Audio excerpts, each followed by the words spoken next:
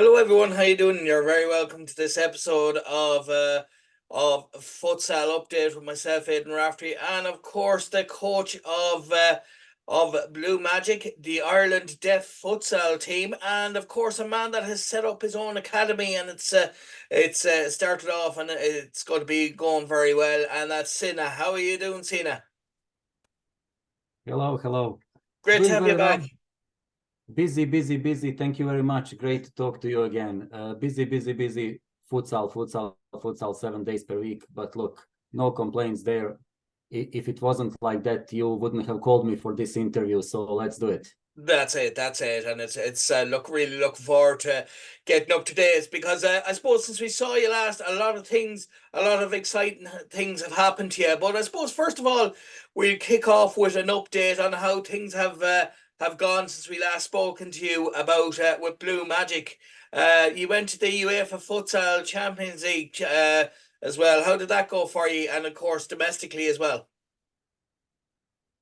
Oh, yeah, it's been that long since we talked. Okay, I Yeah. didn't realize that. Yes, we went to the Champions League, Greece, to Athens. What can I say? We played very well. We managed to get the 4 points in the group, which is the first time in Blue Magic's history that a club managed to do something like that. We beat the English side, Bloomsbury, 5-0 in the first round. In second round, we played against Moldovan champions and we drew 2-2. And then we actually went to the final round with the chance of progressing to the next stage of the Champions League should we beat the host team Dukas from Greece. Unfortunately, we didn't manage to do that. I think it was very tough group. I can't say we exceeded our expectations. We were, of course, hoping and we went there to fight to progress from the group. But what I actually learned this year is that it's very difficult for a Blue Magic or a club of our level, let's call it amateur club, even though we are trying to be as professional as we can. It's very difficult for us to play 3 highly competitive matches in 4 days, which is the Champions League group stage. This is something that we are struggling with because the training regime that we have in Ireland throughout the year and later when we play the games, even though we are trying to beat ourselves every time when it comes to preparation and our quality going to the Champions League, it proves once again to be a very difficult task to play. Very first game we played against the Bloomsbury, very decent team. We managed to beat them 5-0. Maybe the score wasn't a proper reflection of the match. I don't think there is 5-goal difference between Blue Magic and Bloomsbury, if I'm totally honest. But next game we had to play less than 15 hours after, so we had a very short recovery time, and you play another match and then you have half a day in between, and then you play a third match. So for us that's a very difficult, as well as for Bloomsbury. For professional teams who are training 7 days per week, sometimes twice per day, this is normal. But I don't know what we need to do to bridge this gap. I'm realizing that it's more and more difficult. But anyway, we performed very well. I'm happy with the players. I'm happy with our performance. I think we are improving every year. And as I said, historic result for the Blue Magic Futsal Club. You can't say more than that. Very proud of my players. We fought against the professional clubs, against the professional players, people who do this for a living. And we really represented Ireland in the best possible way. That's it, and I suppose really, I suppose where a lot of things you're happy with, a lot of things maybe you weren't happy with, maybe that you could work on. But I suppose overall, from the tournament, overall, what do you feel that you have gained from it, as in the learnings from it, by both yourself as a coach and the players, that you can take forward and maybe employ into your own, I suppose, ways of training and ways of playing? Is there anything you kind of adapt from that or haven't learned from it? Hmm.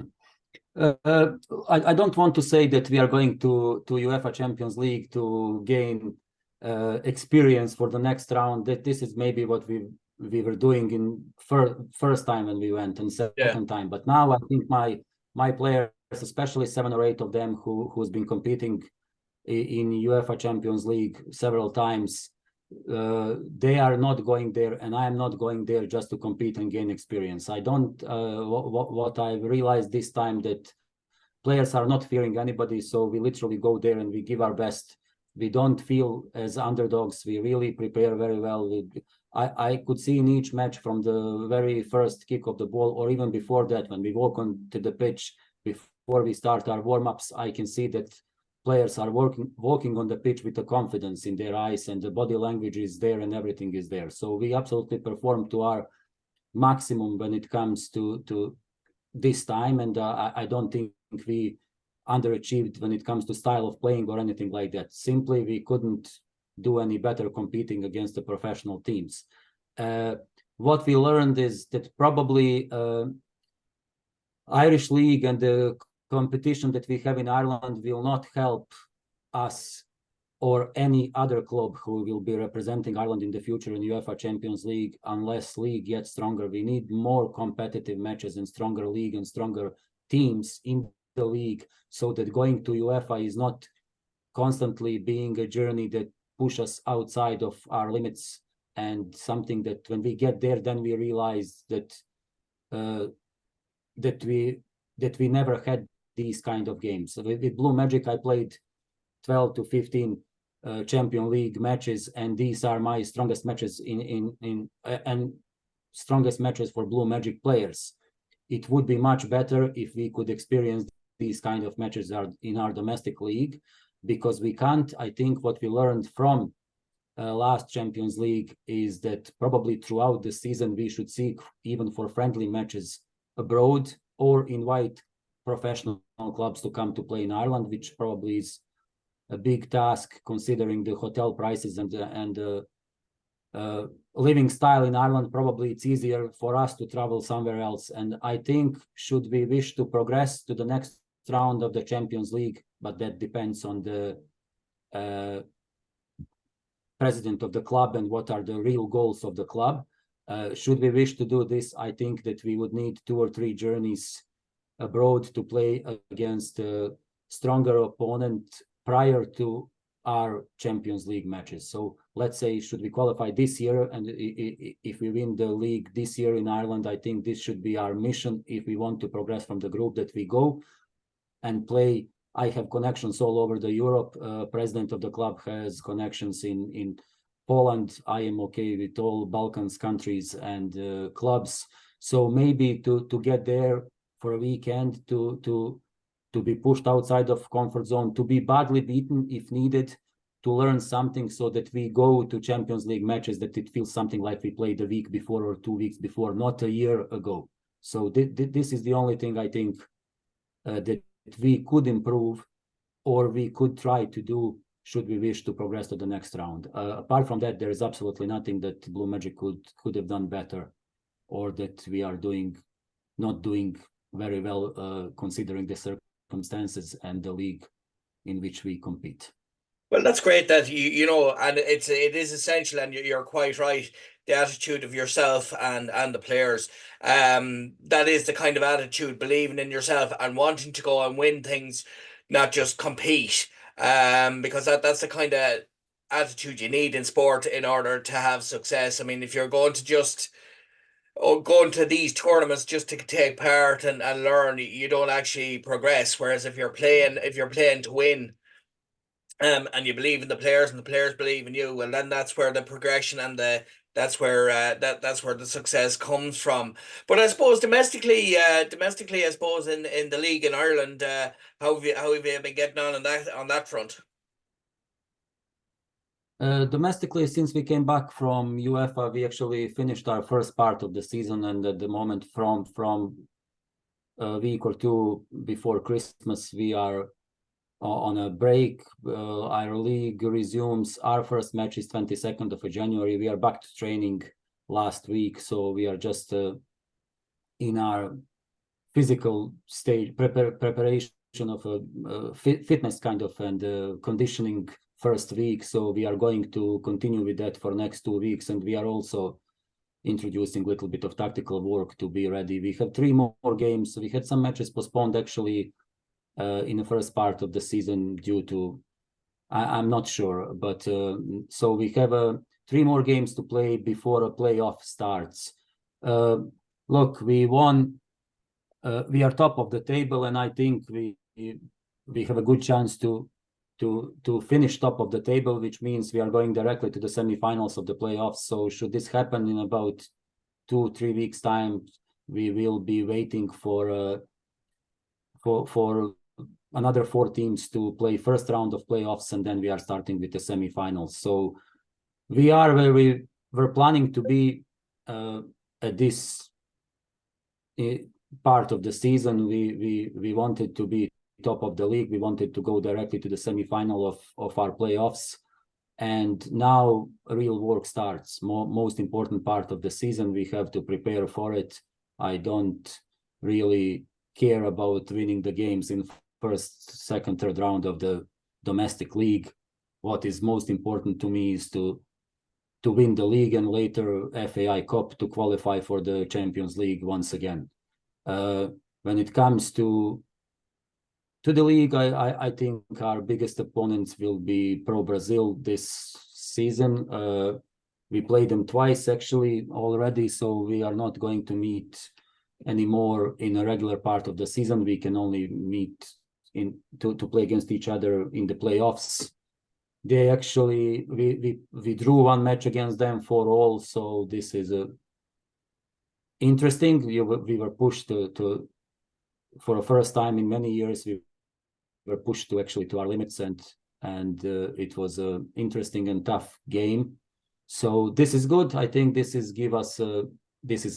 will tell us where we are and how hard we need to work, that nothing is guaranteed, and we can't take for granted that just because we were champions of Ireland for the last 4 years that we will be this season, unless we prepare well and unless we deserve it on the pitch. That's it. And I suppose another string to your bow was you managed the Ireland deaf futsal team to the World Cup in Brazil. And of course, like I said to you there off air, a local girl, Aisling Hanley, was a member of the squad as well. Obviously, she plays for the Roscommon Intermediate ladies footballers. A great girl, and you know, when you hear her story as well, she's a real inspiration, as are all the girls on your squad. A great experience for her. She got a great recognition in local media, as did, I'm sure, all the girls in it. Great for the ladies, for ladies futsal, to be going to a prestigious thing like that. A lot of organisation went into it, I'm sure, both by yourself and the players, and a lot of training, and I'm sure friendly matches ahead, but beforehand. But I suppose the traveling, the whole thing was a great experience for the girls and yourself. Obviously you were involved in different things as well, so you had that bit of experience and knew how to organise them and that. But I suppose when you got to Brazil, how did the whole tournament go? And this is a great group of girls as well. I've been following you as well. But how do you, I suppose, how were the players happy, and you happy with how everything went when you got over there? Look, first of all, traveling to Brazil, to country of football, and a country of where futsal, really started. It was always my childhood dream when I started playing futsal, age of 12, and later through life, it was always about Brazil, Brazil, Brazil. I wanted to experience and to see these things that I watched on the earlier in my life on the documentaries about Brazilian style of football, that everything starts on the streets. And I wanted to see it myself, and to have opportunity to go to Brazil to the World Cup, Futsal World Cup, not as a spectator, but to participate in it. It's a dream. I mean, what can you say about that? And let's be honest, I wasn't disappointed. We were in Sao Paulo, or a little bit outside of Sao Paulo, and those 15 days were all about futsal, 100% futsal. Brazil is a country, of course, summertime over there, so beside nice weather and nice food, it was all about futsal. For girls, as you mentioned, Aisling as well, Ash, great player, very valuable player in our team, the only left-footed player in our team, so she has a specific role in the team as well. It's the team made of 12-14 right-footed players. You really, I wish we had more of of left-footed players, but we don't. So great experience for every single player. As you said, her story is amazing, but so is everybody's else. After playing Euro Cup in Italy in 2022 and finishing sixth and qualifying for the World Cup, actually this time we prepared very well, probably the best since I joined the team again, and we went there. We didn't know what to expect. We similar situation to what I mentioned in Blue Magic. It would be good that if this team could play strong matches during the preparation or during the year. I know girls are playing in various football clubs. Some of them play futsal occasionally. Some of them are GAA players. And then we get national team camps where we gather together and we train and we practice, but we can only get to a certain level when you have a limited number of training sessions and players who are not playing futsal week in, week out. So this would be something, I don't know, that maybe we could do better as a country.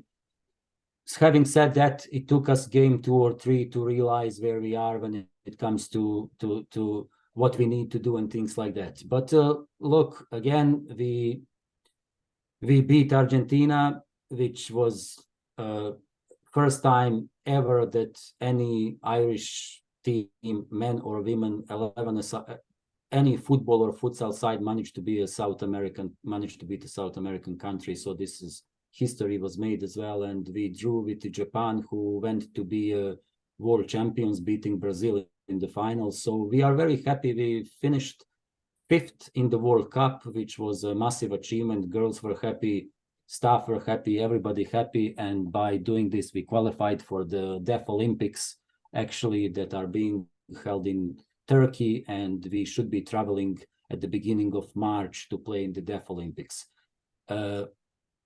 What can I say? For girls and for myself on a personal level, playing when it comes to the national team, playing in Euro Cup and then after that in World Cup and now in the Olympics, these are the 3 biggest competitions when it comes to national teams. There is nothing more than that. So I'm obviously very proud of the girls and their achievements and proud of our work all together, to be honest. That's it. And, you know, we'd like to wish you all the best of luck. And of course, to Aisling as well. We'll certainly be sending on the podcast of this. And I'm sure she will be delighted to have got a mention on this. And she thoroughly deserves it. She's a great girl. Now, I haven't had the pleasure of meeting her, but heard a lot about her. And wishing her every success in her GA and, of course, with yourselves as well. But that brings us on to the last kind of stroke or the last string to your bow, and that is you recently set up, and it's after starting as well, your futsal academy. Can you tell us a bit more about that and how I suppose there's a lot went into organising it. I know you were kind of saying about all the things you have to put in place the last time in our last interview, but you know, getting through all that now, it has started, it's up and running. I seen you had a post up saying that you started as the director and all that, and the coach. Could you tell us a bit about is it still kind of early days and you're getting players involved, or are you actually has it actually started and things are starting to go well for you, or what stage is it at? Look, just before Christmas I started testing water and see, you know, how it would all go now from 1st of January or from 2024. I could say that I officially started with my academy.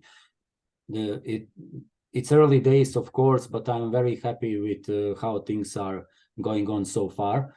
I focused mainly on visiting football clubs, having meetings with coaches who are coaching kids of young age, having a little presentation about futsal and why futsal is good for football players as well, and how futsal provides necessary tools when it comes to development of football players as well. So I am at the moment focused mainly on visiting football clubs and providing an extra training session per week for kids in football clubs. So let's say if kids are training on Tuesday and Thursday and they play matches on Saturday, I would offer an extra training session which would be futsal only on Wednesday. So instead of training 2 times per week, kids are actually training 3 times per week. But one of these is pure futsal, focusing on individual technique, ball control, finding the solutions in tight spaces, and things like this.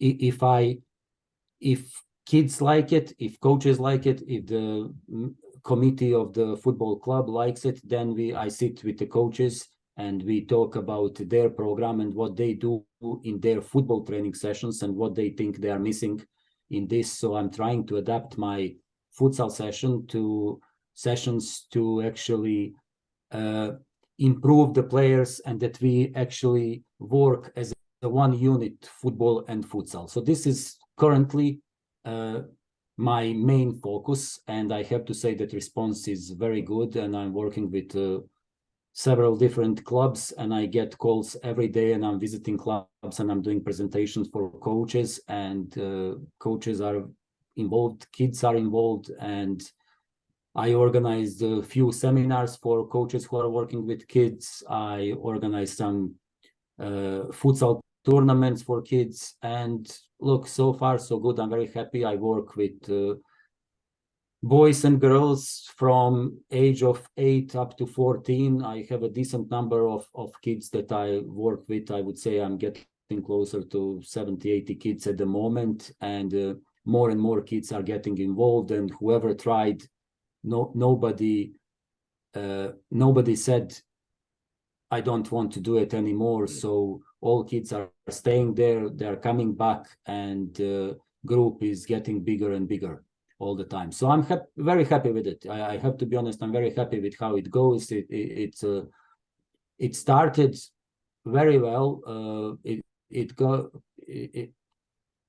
Academy's recognition was faster than I thought. As I said, every day I get emails, I get phone calls, I get people asking, and word of mouth as well. And I currently I'm working with Clontarf Football Club. I'm working with Sheriff Youth Club. I was occasionally with Tolka, with Lusk. So getting busy at the moment. My only concern is that I can't be on 100 places at the same time. So unfortunately, I will probably have to look to expand my staff if I wanted to cover all the possible people, players, and clubs that are interested. And of course, as well as that, like I suppose with futsal and indeed 7-a-side, 6-a-side soccer, and 11-a-side, they all marry together very well. But I think, and we discussed this, I think on the first podcast was, all the top professional footballers that are playing 11-a-side now, even goalkeepers. For them, I think we mentioned David De Gea and many other players. It all started off with futsal, and they were doing futsal, and then 11-a-side football, and then that's how they progressed. Because it is the one great thing about futsal that you need, and it's essential in football, in 11-side football as well, is first touch him, pass and run, receiving a pass. It's all about being quick on your feet, and I suppose being mentally switched on and being quick and making fast decisions in a confined space. Now, obviously, in 11-a-side, you have a large pitch, but in futsal, it's a lot smaller. And you have fewer players, but you still, even though it's a smaller pitch, it still takes a lot more out of you. It's a more intense game. So it does benefit the other codes of football as well, doesn't it? Oh, of course, totally. I agree. I couldn't agree more. And look, as I said, my group of kids is from 8 to 14, and it's a massive difference between those of 8 years of age and those 14 years of age. But when I go to watch them on a football pitch or when they train on artificial grass, they're very good, I have to say. Especially Sheriff YC, you can see good little ballers, street footballers when they are on artificial grass. But or on a regular grass, once you bring them indoor, where the surface is much faster, where you can't pass the ball and hope that ball will slow down, because it never slows down on a wooden floor. So it takes them it takes them time to adapt to this kind of surface, to even to be as good in futsal or on this kind of surface, to be as good as they already are on the grass. It takes some time, and this is something that smaller, heavier ball and faster surface demand if you want to play it. Every pass that is a little bit stronger than it should be, ball goes out, you never get it. So they really need to be, as you said, switched on and focused 100%, which benefits them a lot once they go back on a bigger pitch. But I have to say, it's been